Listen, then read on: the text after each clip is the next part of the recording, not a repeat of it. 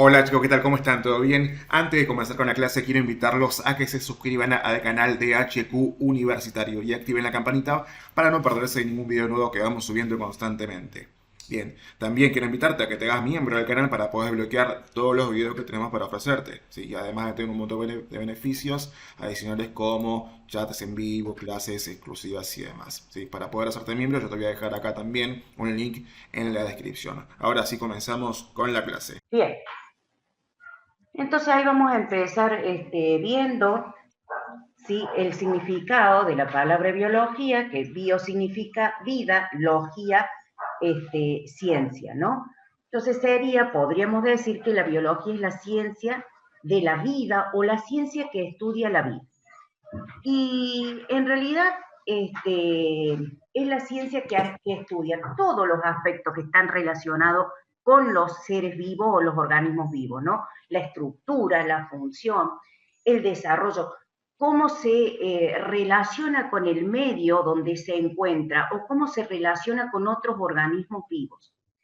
Es acotada esta definición desde el momento en que en realidad lo que estudia la biología son los seres vivos y no la vida, ¿sí? Inclusive si lo tomamos de esa forma, que la biología estudia los seres vivos, nos es más fácil al momento de tener que dar una definición, porque en realidad no es lo que se estudia únicamente la vida, sino los seres vivos en biología. Entonces, veamos ahí, yo he tratado de intercalar cosas que a ustedes le han puesto ahí, con cosas que considero que sí o sí tienen que saber. Entonces ahí les hablan sobre una relación que hay entre la materia, energía y los seres vivos. Lo primero que yo les quiero comentar es que el organismo, ¿sí? Humano, es un sistema abierto. ¿Y qué significa un sistema abierto? Que está permanentemente intercambiando materia y energía con el medio que lo rodea. ¿Sí? Por eso es un sistema abierto nuestro organismo. Anteriormente, la concepción griega nos decía de que el ser humano estaba constituido por esos elementos que ellos constituían, que ellos consideraban que constituían el cosmos, que era la tierra, aire, fuego y agua. Inclusive cuando se estudian cómo ha ido avanzando la ciencia en este aspecto, lo consideran a esto así, igual que después se decía que el cuerpo humano estaba constituido por humores, ¿no? Bueno, esto fue obviamente avanzando a medida que fuimos avanzando científicamente, y bueno, cada vez esto se fue ampliando un poco más.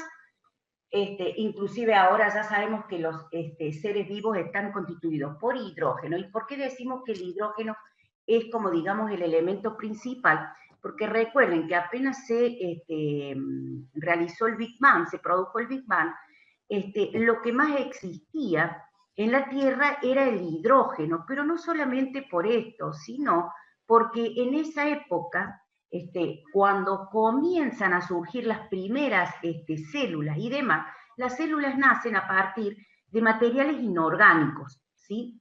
Ya se los voy a contar eso en la teoría, en las teorías, ¿no? Y el hidrógeno era el elemento principal que se encontraba en la atmósfera de ese momento. Además, por las erupciones volcánicas, en ese momento la Tierra estaba constituida por muchos volcanes. Y esos volcanes liberaban muchísima cantidad de hidrógeno. Entonces podríamos decir que la atmósfera, cuando se formó la Tierra, estaba constituido por hidrógeno. Los demás elementos, como carbono, oxígeno, nitrógenos y demás, se fueron agregando, ¿sí?, a este elemento inorgánico, el hidrógeno. Por ejemplo, con el surgimiento de las primeras plantas, se empezó a obtener oxígeno y se empezó a acumular ese elemento, ese gas en la atmósfera. Entonces, tuvieron la capacidad de irse combinando. Y al tener esa capacidad de irse combinando, se fueron formando los primeros, por ejemplo, aminoácidos, que después esos aminoácidos, los aminoácidos, les cuento, son las estructuras o los monómeros que constituyen una proteína. Varios aminoácidos nos van a dar una proteína. Entonces, si seguimos avanzando en el tiempo, podemos observar que a medida que estos organismos vivos fueron complejizándose, tuvieron la capacidad de utilizar la energía presente en ese momento, que era la energía solar.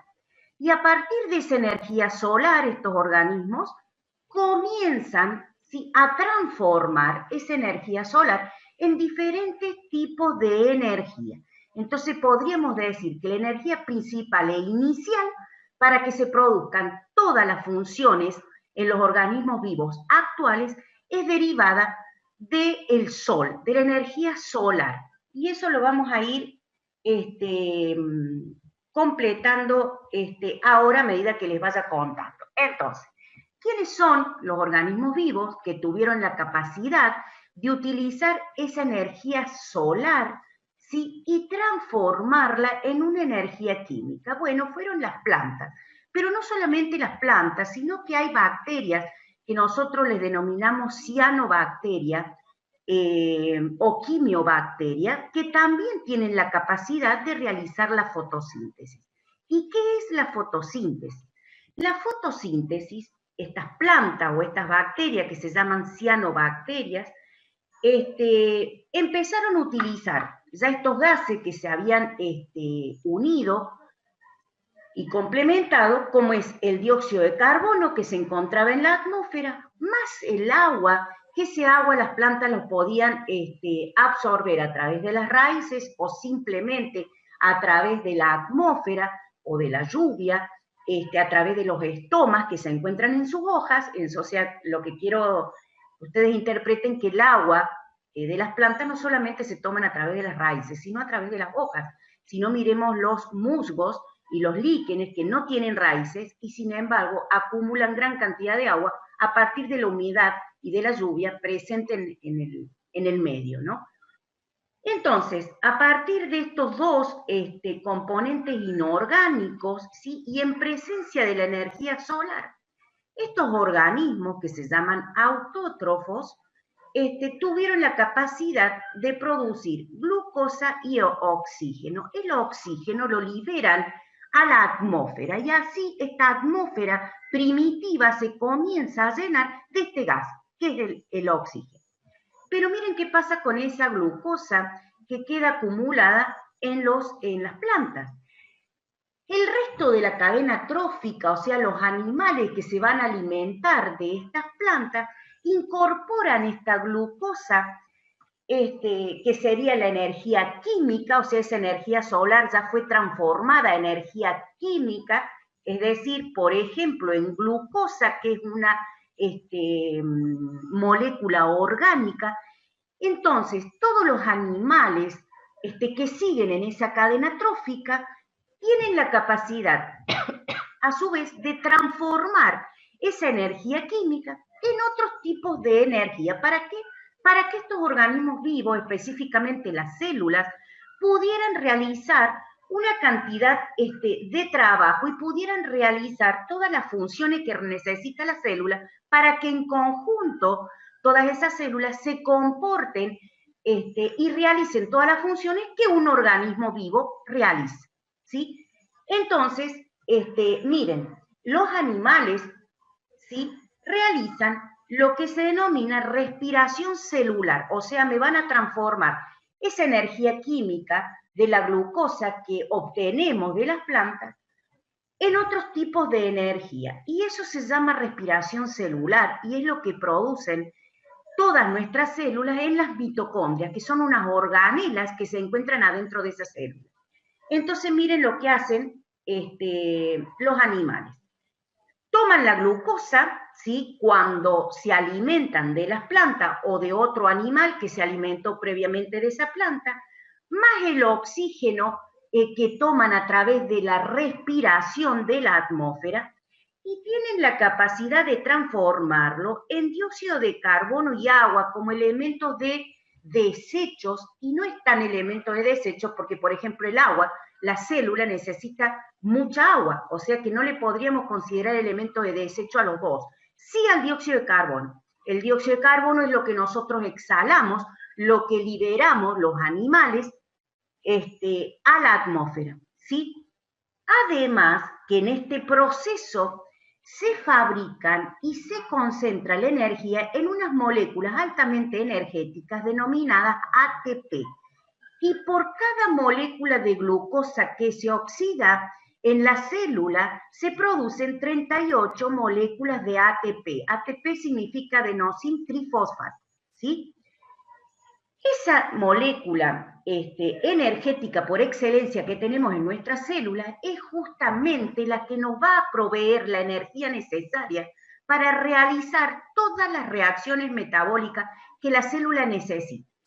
Amén, que es la que nos posibilita el movimiento, la reproducción y todo lo que nosotros podemos realizar como organismo individual, como ente individual. ¿Se comprendió eso? Entonces son dos mecanismos metabólicos que se realizan cada uno por su parte, pero como verán, son complementarios y lo vamos a ver, se van a complementar, no es lo que a ustedes le han dado, en lo que se llama procesos biogeoquímicos, donde vemos que todos estos organismos, elementos inorgánicos, como es el hidrógeno, el carbono, el oxígeno, se reciclan así, de las plantas a los animales y de los animales a la planta. Vuelven otra vez a ser utilizados, porque imagínense que si esto fuera acotado, ya no hubiera existido vida,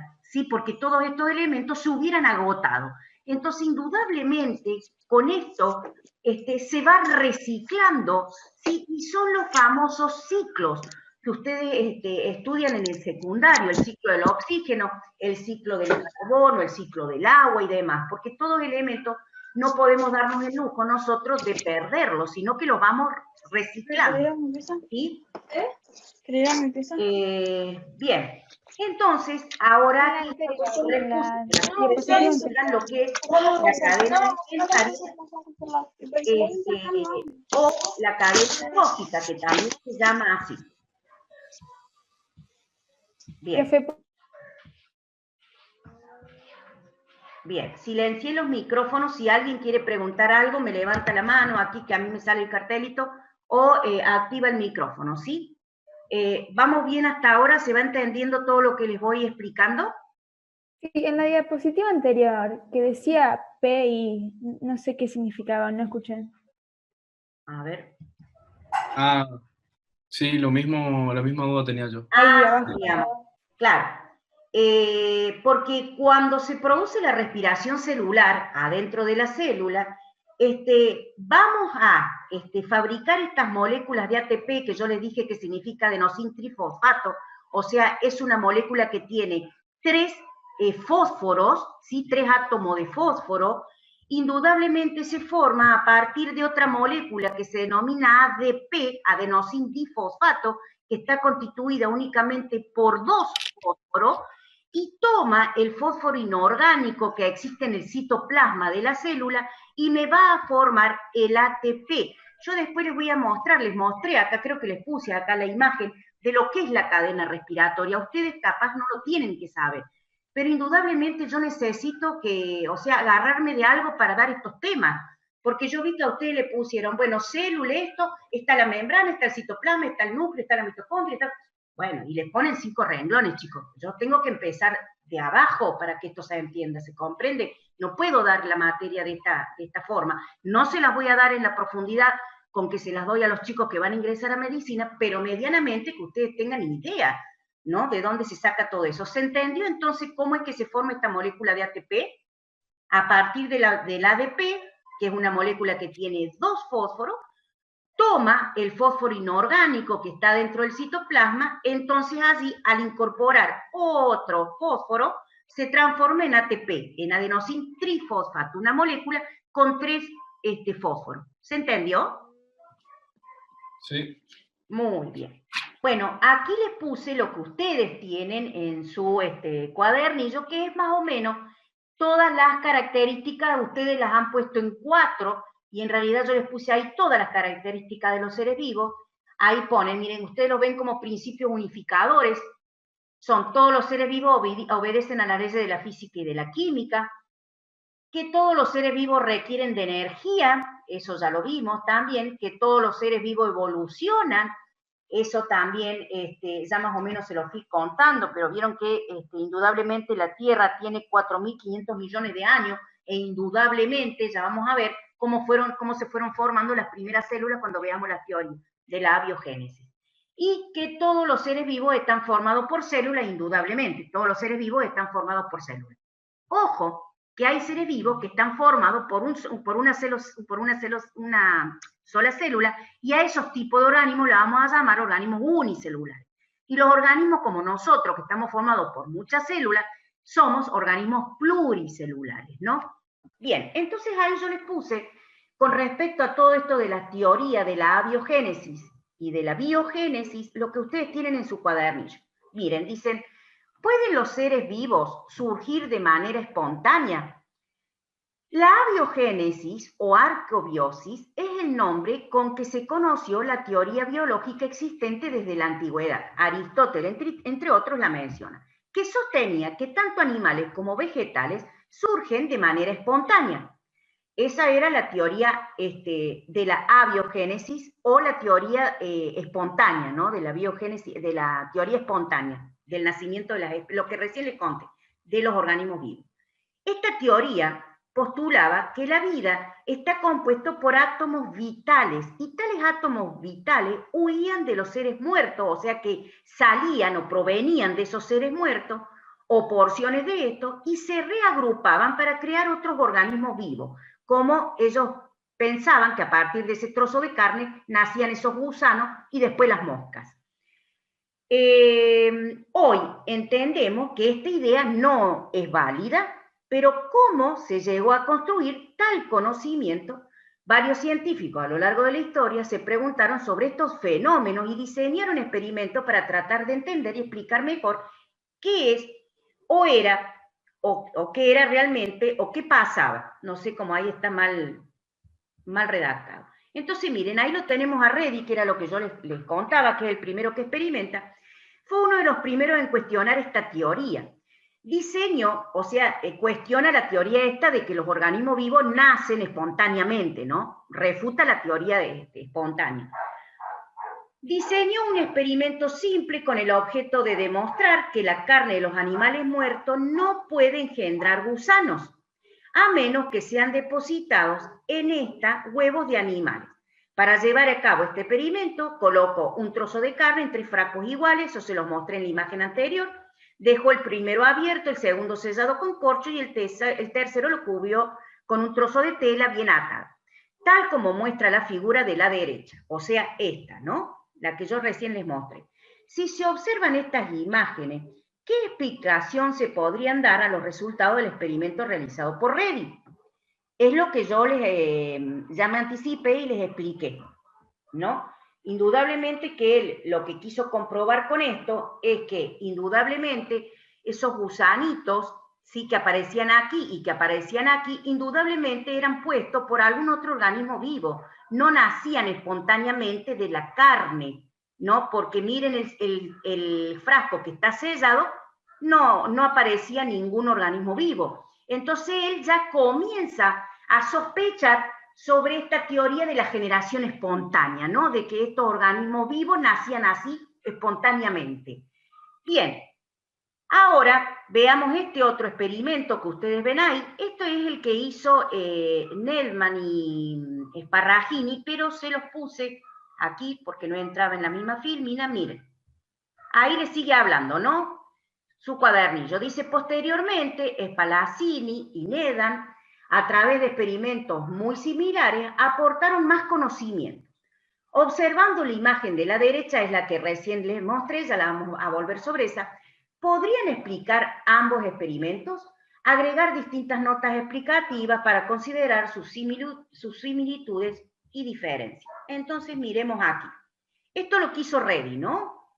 Y acá está lo que hace Nidan en un primer momento y después viene Sparrazzani y como que la modifica o la mejora. ¿Qué hizo este señor Nidan? Calentó, ¿no es cierto?, un caldo de carne, ¿sí? Lo dejó enfriar, estaba abierto en un primer momento y después lo selló. Pero asimismo vio que habían nacido microorganismos en ese frasquito, ¿no? Entonces, sostenía que la vida, ¿no?, de Niemann, sostenía que la vida surgía de material no viviente, o sea, de este caldo de cultivo de carne que él había calentado en un primer momento.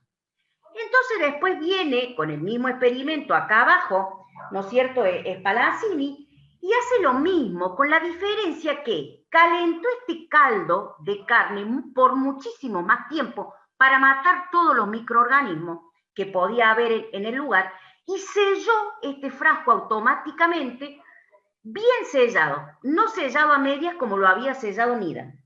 Entonces miren lo que pasó, no creció ningún microorganismo en ese caldo de carne que estaba hervido. Entonces ahí confirma Spallanzani que los organismos, estos unicelulares o microorganismos, indudablemente eran seres vivos, pero que no nacían espontáneamente. Entonces él es el primero que refuta esa teoría de la generación espontánea, ¿no? Que los organismos vivos nacían así de la nada, de otro material, de un pedazo de carne o de lo que fuera. Entonces él con ese experimento, con este que está aquí, él ya comienza e introduce esta teoría de que estos organismos vivos microscópicos, unicelulares, que eran microorganismos, nacían indudablemente de material vivo, no de materia inorgánica. Entonces él refuta la generación espontánea, pero le termina de darle estocada final a todos estos experimentos el señor Pasteur, ¿no?, que era un genio de la época. Fue quien, con su experimento, logró terminar de refutar del todo, ¿no?, la teoría de la generación espontánea. Él demostró que en el aire pueden encontrarse numerosos microorganismos y que cualquier material no viviente se pueden contaminar a causa de las bacterias presentes en el aire, y eso es así hasta en la actualidad, ¿no? También comprobó que estos organismos no pueden aparecer si los objetos que se desean estudiar han sido cuidadosamente esterilizados. ¿Qué hizo con su experimento? Bien, en su experimento utilizó caldos generados a base ya no de estos caldos de carne que hervían Niemann y Sparrazzani, sino que él lo que usó fue caldo a base de levadura de cerveza, agua, azúcar, orina y jugo de remolacha. Los colocó en matraces, estos son los matraces, ¿no? Son estos túbulos con formas de globo, ¿no? Y con un cuello muy largo y finito. Esto se llama matraz, ¿no? Eso es un matraz, ustedes lo van a ver eso en el laboratorio después. Y podía ese cuello largo ser fácilmente curvado, como lo explica aquí, a través de calor. Pasteur agarró y le dobló ese cuello que originalmente es recto, ¿no?, de estos matraces. Entonces él le aplicó una fuente de calor y le dobló el cuellito ahí del tubo. Y miren lo que pasó. Dice, usted podía explicar lo realizado. ¿Qué pasa? Lo dejó abierto, ¿no?, al extremo de este tubo, de este matraz. Pero miren, los microorganismos del aire penetran y quedan acumulados aquí en esta parte finita del tubito de este matraz y no pasan a este caldo, y por lo tanto este caldo quedó esterilizado, no quedó contaminado, no crecieron microorganismos. Pero ¿qué pasa? Acá les muestran cuando él tuerce, ¿no es cierto?, este matraz y pone en contacto el líquido con los microorganismos que se encontraban retenidos en el cuellito de este matraz. Indudablemente ese contenido, ese caldo, se contaminó, ¿ven? Se quedó lleno de microorganismos. En realidad, no solamente fue que torció este matraz, sino que lo que hizo él fue cortar el cuello de este matraz. Sí, lo hizo más cortito. Entonces, al hacerlo cortito, indudablemente los microorganismos llegaban más adentro, ¿sí? Y lograron contaminar ese caldo de cultivo que él había hecho. Indudablemente aparecieron los microorganismos. Entonces él ahí termina con este experimento de refutar todo lo que era y lo que se venía pregonando acerca de esta teoría de la generación espontánea, de que los organismos vivos podían nacer de cualquier material orgánico o inorgánico, como podía ser un trozo de carne. Eso queda totalmente desechado con este experimento, es el último que experimenta para refutar esta teoría, que es Pasteur, con este experimento, con estos matraces, ¿no? Bien, entonces ahí ya se termina de refutar todo lo que es la teoría espontánea. ¿Se entendió todo esto de las teorías? ¿Alguna duda? Bien. Sí, se entendió. Bien, entonces sigamos acá.